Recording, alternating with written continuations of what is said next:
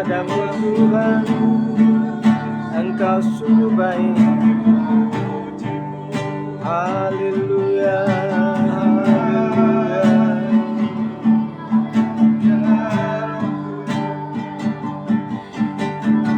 Haleluya.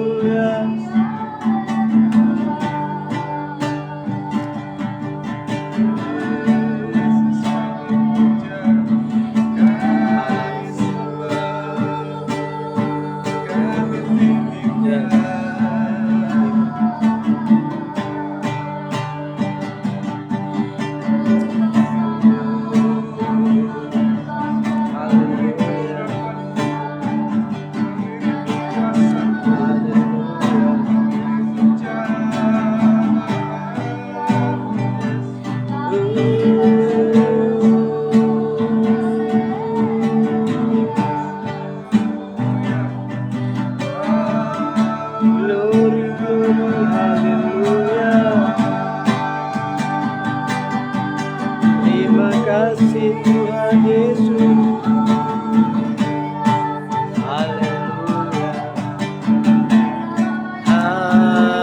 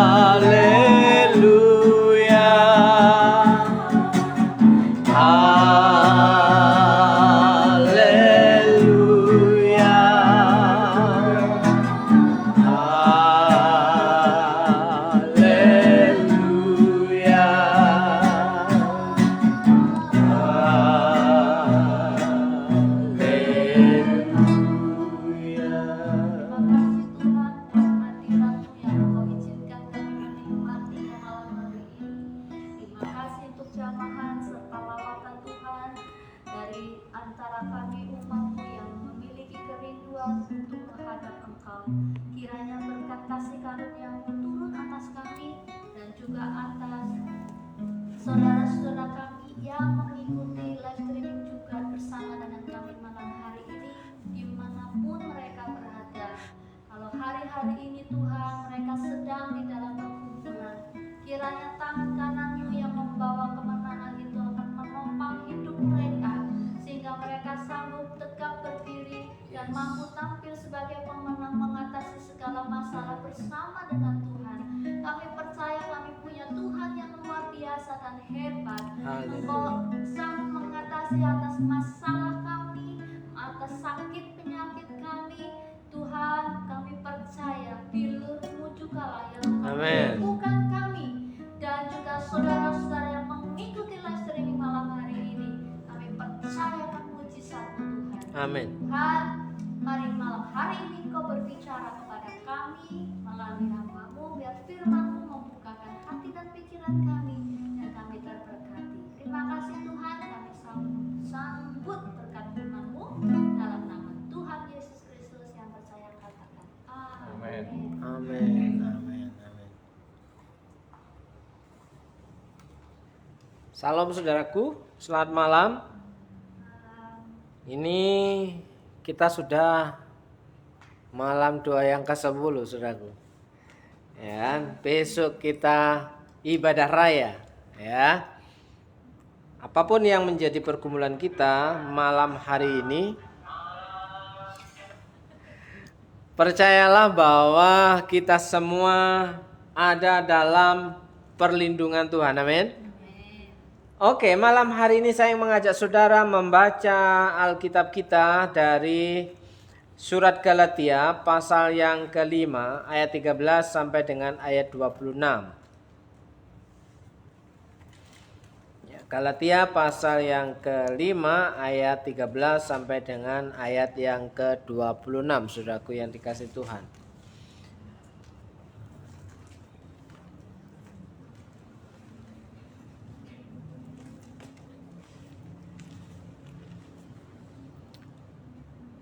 Saya membaca ayat yang ganjil, saudara membaca ayat yang genap. Ya. Galatia pasal yang ke-5 ayat 13, saudara-saudara, memang kamu telah dipanggil untuk merdeka, tetapi janganlah kamu mempergunakan kemerdekaan itu sebagai kesempatan untuk kehidupan dalam dosa, melainkan layanilah seorang akan yang lain oleh kasih.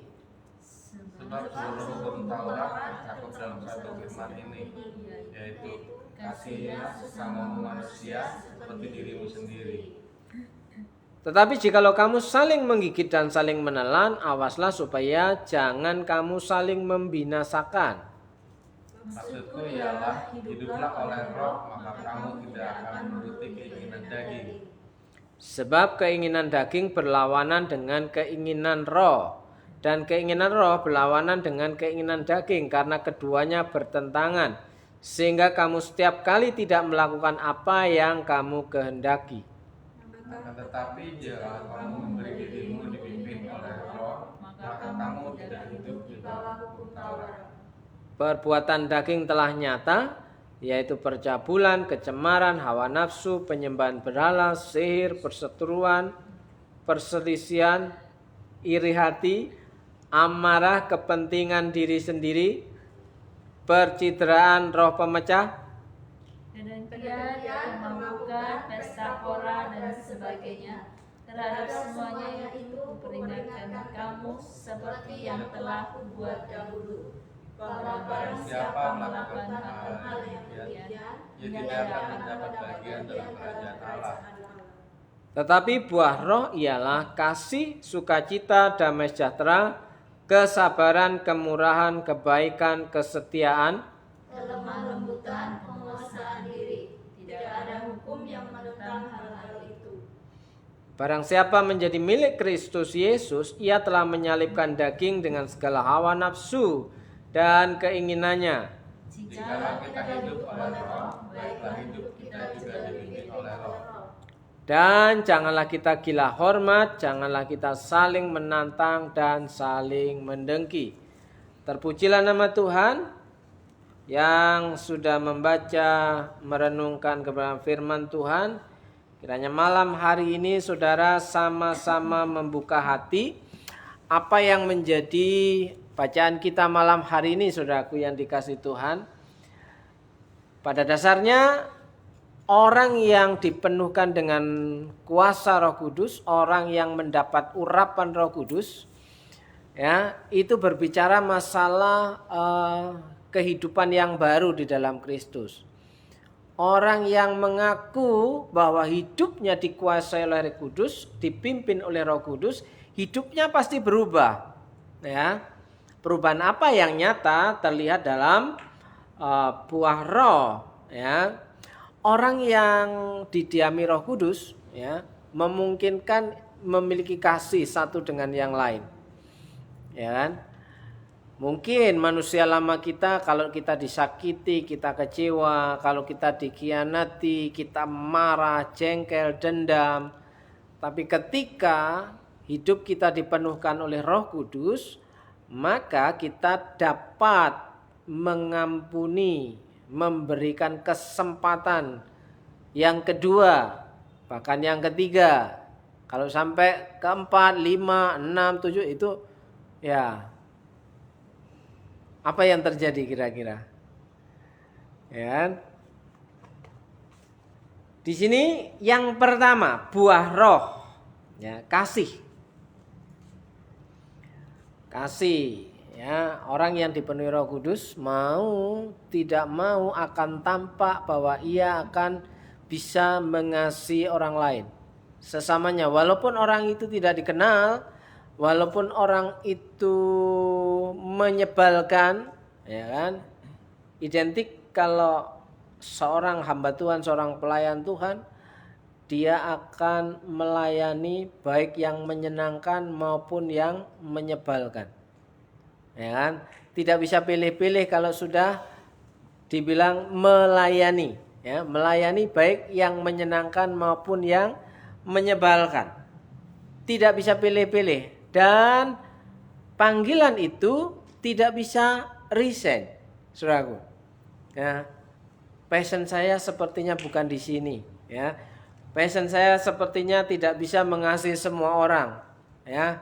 Saya hanya bisa mengasihi orang yang terpilih saja. Ya kan? Nah, saudaraku yang dikasihi Tuhan, itulah kuasa Roh Kudus yang memampukan kehidupan kita melayani dengan kasih siapapun orang yang ada bersama-sama dengan kita. Ya, kita tidak bisa memilih, ya, saya berdoa siapa ya supaya yang saya layani itu orang yang baik-baik saja. Ya. Tapi namanya tempat pelayanan itu adalah bengkel rohani. Namanya bengkel rohani, yang datang itu justru bukan yang sempurna, bukan yang baru, bukan yang kres, tapi yang rusak, yang butuh direparasi, ya kan? Yang butuh didandan. Nah, terkadang kalau kita dandan itu kan kadang berhasil cepat dan kadang berhasil lambat. Dan ada kalanya kita gagal memperbaiki ketika kita memperbaiki sesuatu kan. Nah, saudaraku, kadang ketika kita merasa gagal untuk melakukan perbaikan, ya, yang memberi kekuatan kepada kita adalah Roh Kudus. Makanya Roh Kudus itu memampukan kita untuk mengasihi orang yang menyenangkan maupun orang yang menyebalkan. Itu yang pertama, buah roh. Yang kedua, sukacita. Ya. Orang yang dipimpin oleh roh dikatakan dia mampu bersukacita, bisa bersukacita tampak sukacitanya walaupun di dalam kondisi susah, dalam kondisi menderita, dalam kondisi sakit, ya kan?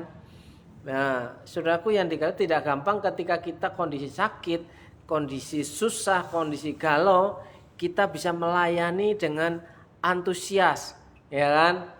Dengan tanpa mempedulikan kondisi kita pribadi. Ya, ketika saya sedang mengalami sesuatu hal yang pribadi, saya tidak bisa tampakkan itu, ya.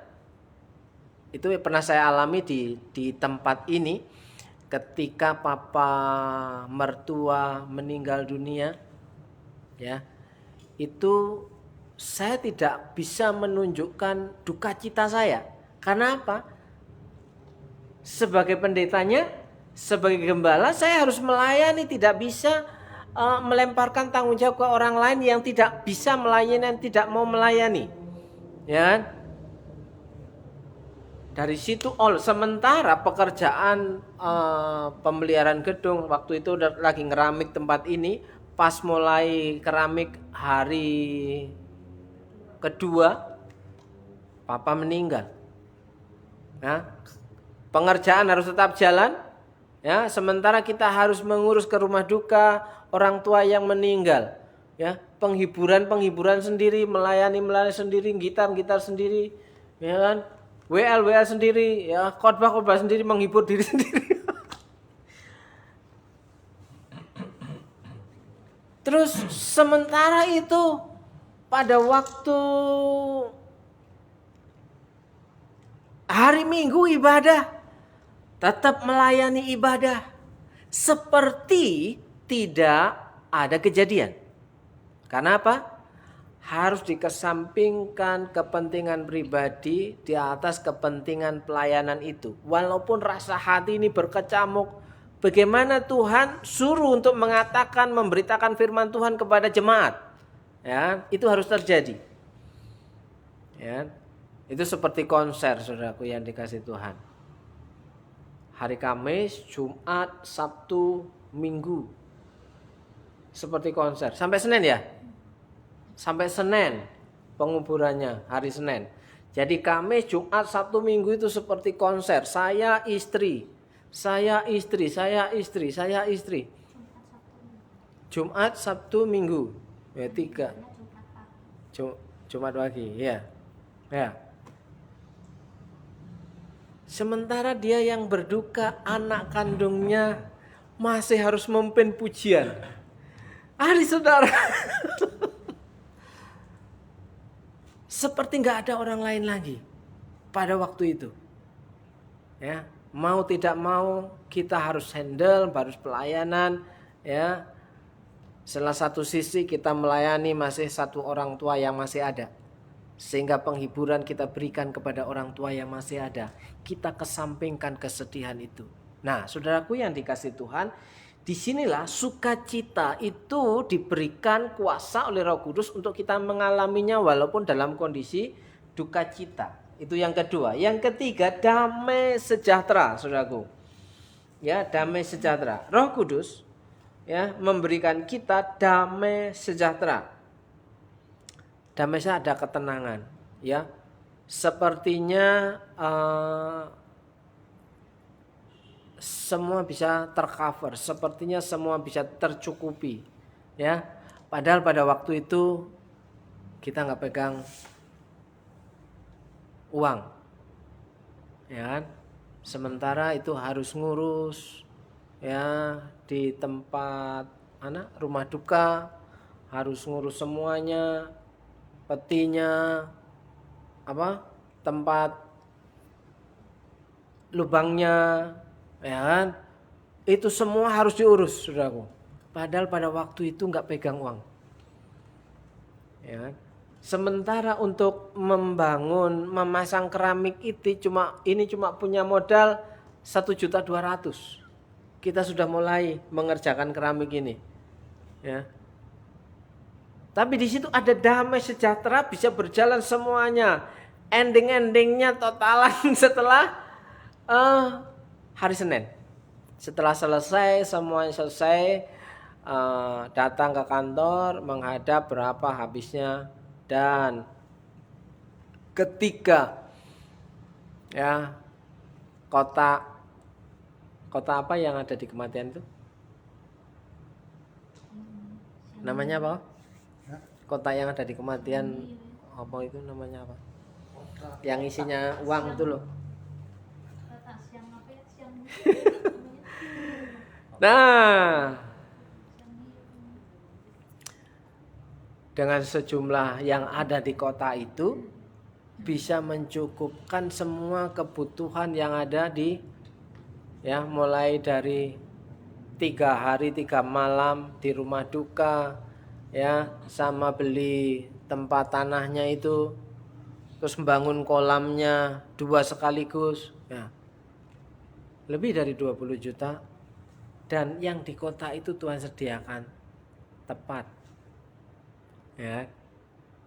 Kalau enggak ya sudah berduka ya, masih berhutang pula ya, tapi diberikan damai sejahtera bahwa Tuhan cukupkan ya kan.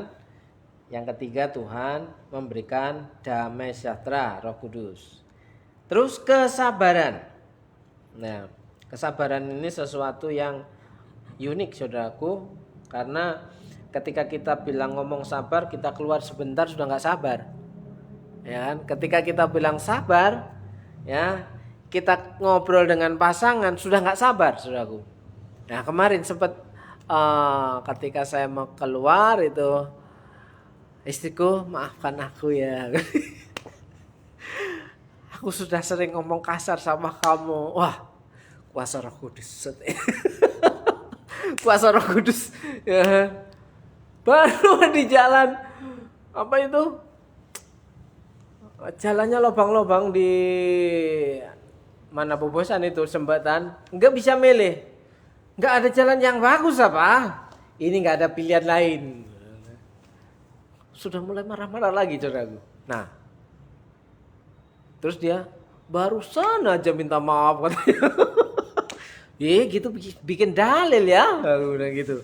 Nah, sudah ini pergumulan komunikasi suami istri, pasangan saudaraku. Apalagi dengan orang yang di luar sana, ya. Kesabaran itu dibutuhkan. Ya, yang bisa memberikan kekuatan kita untuk bisa sabar itu adalah kuasa Roh Kudus. Setelah itu saya ngerem dikit-dikit. Jadi mau dikencengin apa pelan-pelan. Kan dibilang gini, pas jembatan itu gasnya itu turun motornya, ya kan? Kenapa pelan kata Isika? Saya langsung emosi. Mau digas apa? Barusan berangkatnya itu minta maaf itu. Barusan berangkatnya aja udah minta maaf gitu. Udah seperti itu saudaraku ya. Ini sesuatu hal ketika kita ngomong belajar sabar, ternyata ada ujiannya. Jadi jangan minta kesabaran saudara, pasti ada ujiannya. Iya kan? Barusan aja kita ngomong seperti itu, ujiannya langsung seketika. Nah, dari mana kita mampu melakukan ya uji coba kesabaran itu kalau bukan dari kekuatan kuasa Roh Kudus saudaraku. Nah, di situ puji Tuhan, kita berdamai lagi. Terus kemurahan. Ya, kuasa Roh Kudus memberikan kita kemurahan. Jadi orang yang dipenuhkan Roh Kudus itu tidak mungkin pelit saudaraku. Orang yang dipenuhkan Roh Kudus, yang mendapat pengurapan Roh Kudus, tidak mungkin tidak ia punya kepedulian dengan orang yang sedang membutuhkan. Ya. Asal jangan membutuhkan tiap-tiap hari. Itu namanya malas. Ini sering kali saya singgung-singgung, kapasitas apa yang harus kita katakan untuk orang di mana kita menunjukkan kepedulian kita, yaitu jika kita tergerak untuk menolong dan melihat bahwa dia membutuhkan, itu dalam kondisi ya memang ada kriterianya ya. Janda tua, bukan janda muda kok ya. Janda tua. Tua muda oke. Oh, tua muda oke. Ya kan, umurnya itu di atas 60 tahun. Kalau janda masih 30 tahun itu nggak perlu disantunin. Ya kecuali yang sana. Ya kan, yang muda-muda. Terus orang jompo, orang sakit sudah tidak bisa ngapa-ngapa. Ya. Kita punya yang kuat, wajib untuk membantu yang lemah. Roma pasal yang ke-15 hari kemarin. Jadi kalau itu kriterianya ada, kita diharuskan untuk memberikan pertolongan sekuat tenaga kita. Tapi kalau orang yang masih sehat tiap-tiap hari, tiap-tiap minggu, tiap-tiap bulan, ya merasa harus dibantu, itu namanya malas. Ya, dimodalin sekali, dimodalin 2 kali, pokoknya habis. Ya, itu artinya apa? Nggak mau diajarin, nggak mau bertahan. Giliran pegang uang dikit dimodalin habis. Giliran pegang uang dikit dimodalin habis. Jadi ketika hasil jualan dipakai untuk makan semua. Ya kan? Dan kita diberikan hati untuk bermurah hati.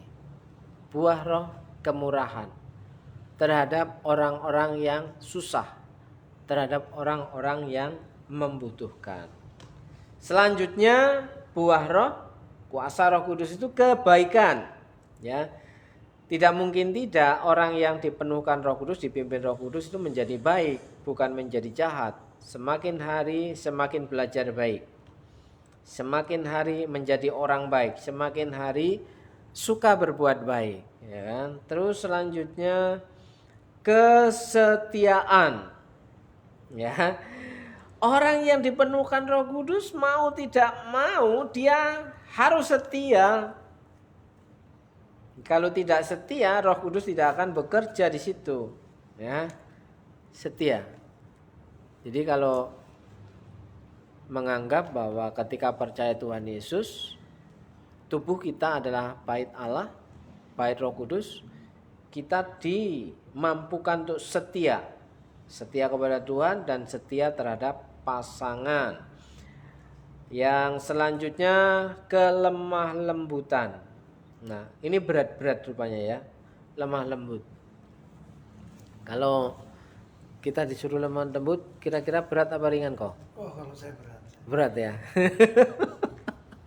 Biasa to the point ya. Tujlep ya, tujlep gitu kan. Nah, itu untuk mengekang ya dibutuhkan kekuatan yang ekstra, saudaraku. Ya kan? Apalagi harus mematikan daging, mematikan karakter ya.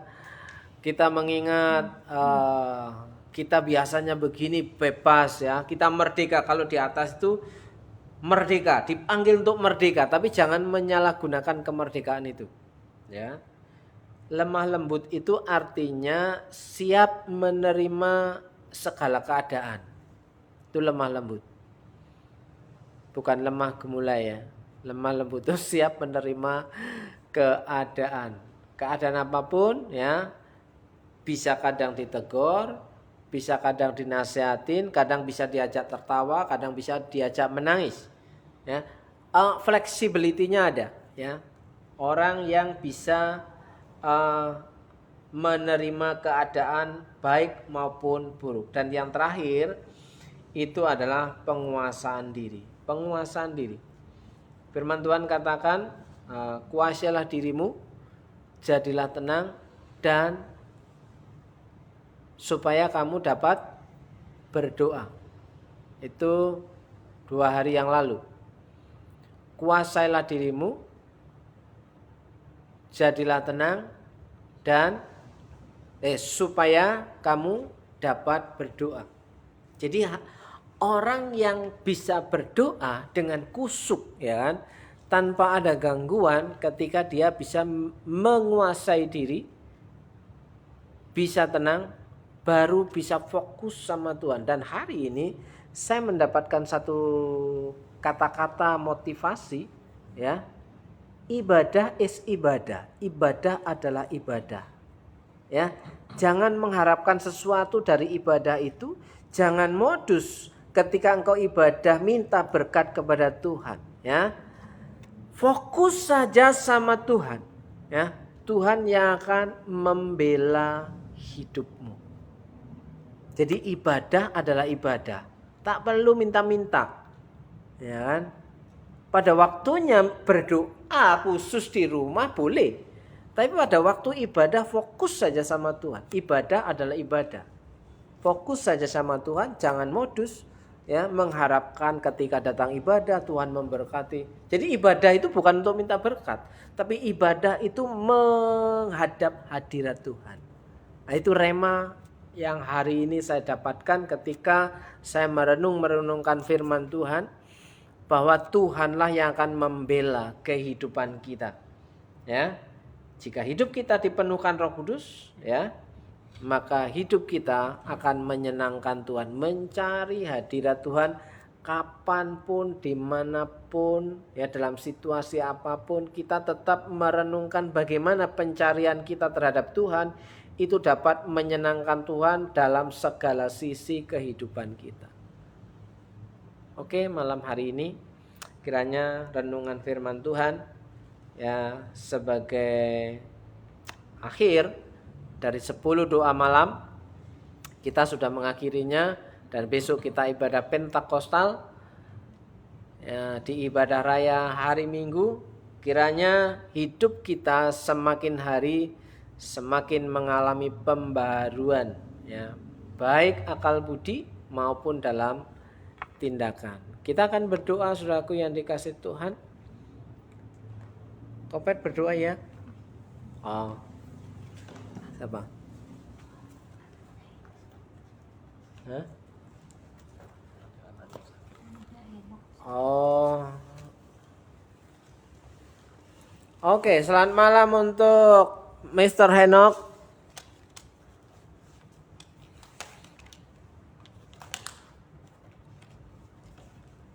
Oke, kita akan berdoa dulu untuk Nathanael Randika Dapa yang panas, kejang-kejang, saat ini berada di klinik sedang diinfus. Oke, kita akan berdoa, kita akan bersatu hati, ya, kiranya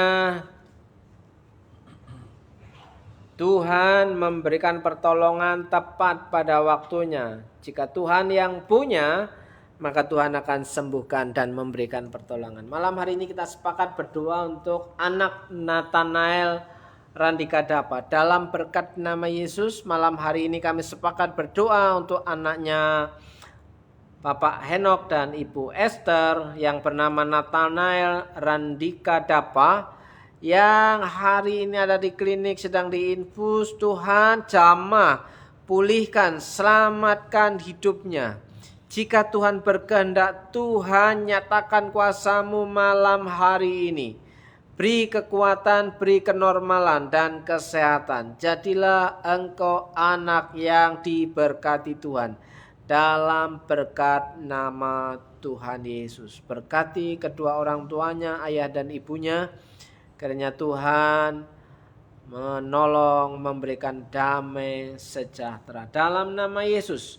Berdoa untuk saudara semua yang sudah live bersama dengan kami malam hari ini. Kami percaya saudara adalah orang-orang pilihan Tuhan, karena saudara punya waktu yang khusus untuk mencari hadirat Tuhan. Silakan Pak Victor berdoa untuk seluruh yang ada di channel ini. Terima kasih Tuhan Yesus, kami bersyukur malam hari ini kami masih dapat berkumpul menaikkan doa-doa kami kepadamu malam hari Tuhan Yesus. Malam hari ini kami mau berdoa buat setiap orang yang menyaksikan acara live pada malam hari ini, yang menyaksikan doa pada malam hari ini. Kiranya Tuhan memberkati kehidupan mereka, Tuhan memberkati apa yang menjadi pergumulan kehidupan mereka. Yes. Tuhan hadir dalam kehidupan mereka, Tuhan menjawab segala sesuatunya. Yes. Jika mereka sedang sakit, Tuhan menjamah dan Tuhan juga menyembuhkannya. Terima kasih Tuhan juga memberikan hikmat dalam kehidupannya, agar buah-buah roh juga ada dalam kehidupan mereka. Amin. Kasih, sukacita, damai, sejahtera, kesabaran, kesetiaan selalu ada dalam kehidupan mereka. Terima kasih Tuhan Yesus, kami serahkan setiap orang yang menyaksikan live pada malam hari ini Tuhan, di dalam berkat nama Tuhan Yesus Kristus. Haleluya. Dalam berkat nama Yesus, sama berdoa, kiranya Tuhan memberkatimu, Tuhan menolongmu, dan Tuhan menjauhkanmu dari segala mara bahaya dan malapetaka. Dalam berkat nama Yesus, engkau yang percaya bahwa engkau mengalami pengurapan Tuhan, hidupmu pasti berubah, mukjizat akan terjadi setiap hari, detik demi detik yang kau alami. Dalam berkat nama Yesus, saudara yang percaya katakan amin, amin. Haleluya, shalom. Jumpa hari Minggu besok jam 10 di channel ini. Shalom, Tuhan Yesus memberkati. Haleluya.